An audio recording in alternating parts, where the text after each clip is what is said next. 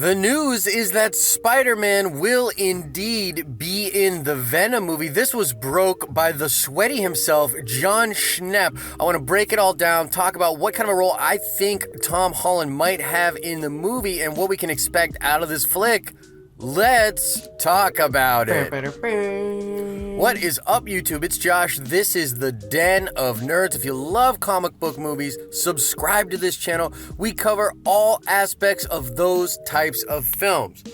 Oh, and shout out to Vance Wallace, who got the nerd card question correct in my most recent DCEU video. You definitely know your stuff when it comes to DC Comics, so shout out to you, Vance. There will be another nerd card question at the end of this video. Hey guys, real quickly, I wanted to just apologize about the audio. I actually have to record this kind of on the go, and I'm not in my usual setup, so sorry about that. But let's get right into this story. This is craziness. Now, a lot of us have been speculating about this for quite some time. You will remember way back in the day when the Venom movie was first being announced, there was this famous interview with Amy Pascal and Kevin Feige. And you hear me laughing even when I talk about it because it's such a funny situation. But essentially, Amy is talking about building up the universe that they are going to have for Tom Holland. And Feige's just listening to her go on, and his face is just perfect, the way he's reacting. He's like, this bitch right here, she's not supposed to be saying any of this right now. And it's probably true. So basically, ever since that moment, and then sort of reading in between those lines of some of the things that Sony has said about Venom, maybe Silver and Black, the movie with Black Cat and Silver Sable, the things that they've been saying, a lot of us in the nerdy community have been like, yeah, well, they're obviously going to set Spider-Man up into that universe. And let me just break this down again. What is happening here with the contract between Marvel and Sony is that Sony still retains all of the rights to the Spider-Man properties. Okay, so next year, or I guess, wow, this year, I can't believe it's 2018, but this year, they have two major Spider-Man productions. One is the Edge of the Spider-Verse movie, which really has the Miles Morales. It's got Donald Glover. It's got Peter Parker. The animation looks absolutely incredible. I'm super excited for that. Also, I love the Miles Morales character. Just want to throw that out there, so I'm pumped for that. But also Venom. So they have two movies on the slate this year that are big productions for the studio that play in the Spider-Man world. Now, the animated one really doesn't pertain to what I'm talking about in this film, but let me just make this point. They can do whatever they want with Spider-Man, okay?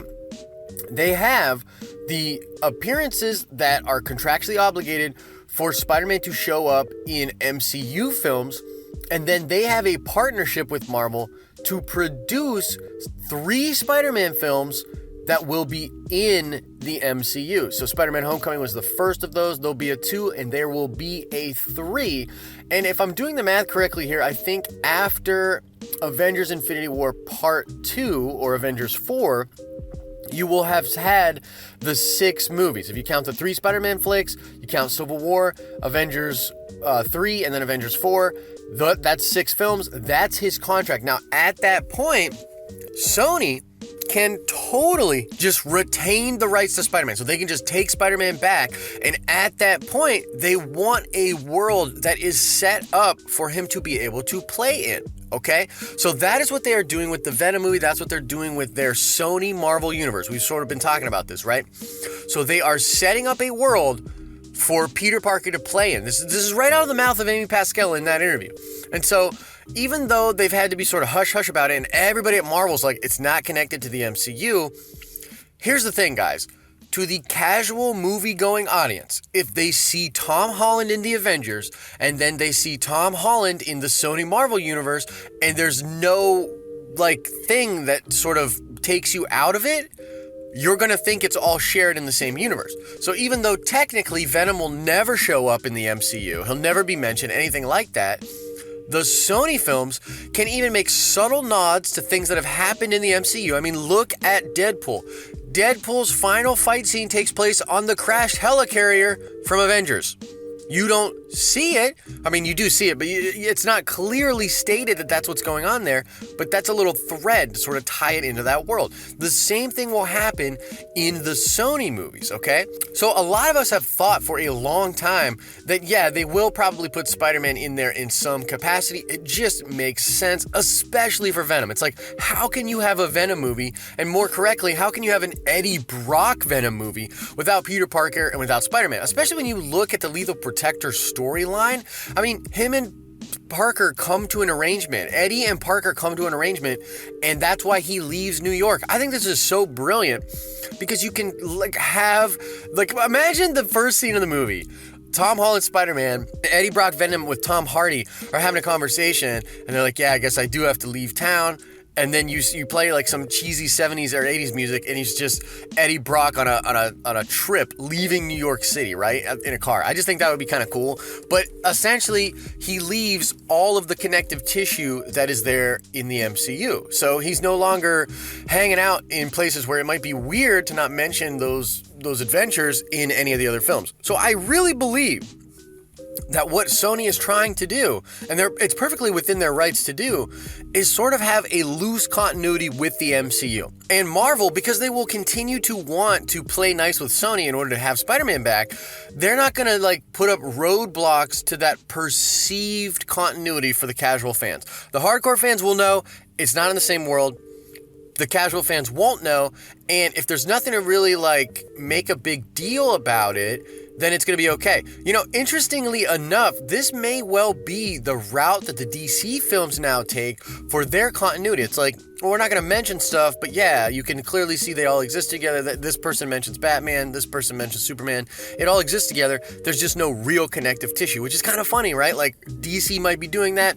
Sony and Marvel Studios might come to a similar type of arrangement. But that's always what we thought was going on. So let's get to it, man. The news broke. Jon Schnepp, the sweaty himself. Love Jon Schnepp. Love Heroes. Love Whatever Happened to Superman Lives, or that documentary that he did. Saw that actually in 2014. It was kind of making the rounds when I was in New York Comic Con. But love Jon Schnepp. Great ambassador for nerdy things. He broke on Movie Talk, I believe it was yesterday, that according to a source close to him, it is confirmed that Tom Holland as Spider-Man will appear in Venom. It might be a cameo-esque thing, and then, he gets sort of vague. He can't really talk about stuff. Here's the thing. Schnepp's the kind of guy that will give away the farm. I've seen him talking in interviews with, Kevin Smith before, and he talked about, all these shows he's working on, all these things he's trying to get produced. And you're not supposed to do that because it can, if you set up expectations and then it never happens, it can be bad for your personal brand. So Jon Schnepp's the type of guy that give it all away. He did pretty good by sort of playing it close to the vest, but essentially, guys, it is confirmed. Tom Holland will appear in the Spider-Man film. Now, you don't have to believe Schnepp. A lot of people ran with the story. It's possible that because of something happening in a contract that this will not happen. But really, it makes perfect sense to me that he will be in the film in some capacity. I think at the very least, you will want fans to know this is a world in which the Tom Holland Spider-Man exists. It's a great bargaining chip if Sony does want to continue the arrangement they have with Marvel. Maybe even have some of that stuff get thrown into the MCU. Who really knows? I mean, at this point, the future it holds crazy things. I personally believe Spider-Man will eventually land all the way back at the MCU, but if Venom comes out as an incredibly successful film and it's supposed to be kind of R-rated, right? If that happens, man, I'm so down. Sony, keep doing your thing. I want those movies. If they have a separate tone from the MCU, which can get a little drill at times, where it's that humor and everything like that. So if Sony can continue to nail it, you have Spider-Man in there, man, what about down the line? What if Venom 2 or Venom 3, which is something that they talked about on Movie Talk, it's Spider-Man versus Venom, but with a freaking Tom Holland Spider-Man in a Sony Venom movie with a darker tone? I'm so totally down. So I'm personally excited. You've probably noticed if you've been watching the channel, I am actually a fan of the Venom movie, like so far. Like I'm on the hype train for it. I'm not one of these guys that's like, oh, Sony doesn't know what they're doing. No. I think they could definitely do this. They could nail it. They got a good director. Tom Hardy is brilliant. So I'm pretty excited. That's the news, guys. Tom Holland Spider-Man will be in the Venom movie. What do you guys think about that? I mean, have you heard some other news about it? Let me know. What capacity do you think he's going to be in there? Is he going to be suited up? Because that's an interesting thing, right? Can he wear the suits that he has in the Marvel movies? Who knows? I mean, he doesn't really have to, per se, right? They could do the whole Parker Industries thing, which they did in Marvel a couple years back after Secret Wars, where he owns a huge business that Doc Ock set up for him. I'm sorry, I'm getting too nerdy here. Let me know what you think in the comment section. I want to have a conversation about this. All right, let's check that nerd card really quickly. I want to know, what was the comic book writer that created the Miles Morales character? This person actually just jumped ship from Marvel and is now writing at DC exclusively, and he's actually working on the last story for Miles Morales, which is going to be sad. But what is the name of that comic book writer? Answer that question in the comment section below. As I always say, I hope you're having an awesome and nerdy day. See ya!